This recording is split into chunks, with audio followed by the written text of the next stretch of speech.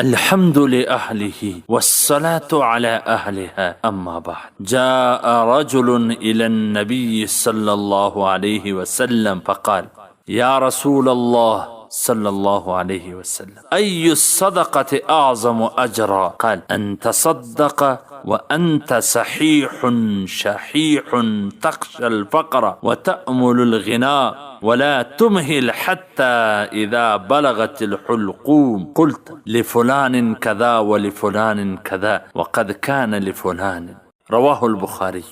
یو سړی نبی کریم صلی الله علیه وسلم ترالی عرض وکړو چې اې د الله رسوله صلی الله علیه وسلم کومه صدقه زیاته د ثواب باعثه ده، زیات ثواب لري؟ نبی علیه الصلاة والسلام ورته وفرمیل په داسې حال کې ته صدقه وکړې چې ته تندرست یې، روغ جوړ یې، د مال حرص دې په زړه کې وي چې دا مال ډیر کم، د غریبۍ او مسکینۍ څخه ویریږې، د مالداره جوړېدو خواهش دې په زړه کې وي، دا ډیره زیاته د اجر باعثه ده. په صدقه او خیرات کې دومره ځنډ مه راوله چې مرګ دې را نږدې سي. نو کله چې د زکندن حالات سي ته بیا وایه چې دا مال فلاني ته ورکه، دا مال فلاني ته ورکه، دا مال فلاني ته ورکه، حال دا چې ستا د مرګه څه وروسته هغه مال د بل چا وي. عزتمنو، ډیره د ثواب باعث هغه صدقه وي چې ته په داسې حالت کې وکړې چې ته صحیح تندرست یې، د مال حرص دې هم په زړه کې وي، د مال د ډیروالي خواهش هم په زړه کې لري او د غریبۍ څخه هم ویریږې. په داسې وخت کې چې صدقه وکړې هغه ډېره افضله. یو داسې چې ستا د لاسه یو شی وځي، ته په دې پوه شوې چې و زما د شی وځي، نو بیا ته صدقه کوې، هغه دومره ګټوره نه ده. والسلام. رواه البخاري.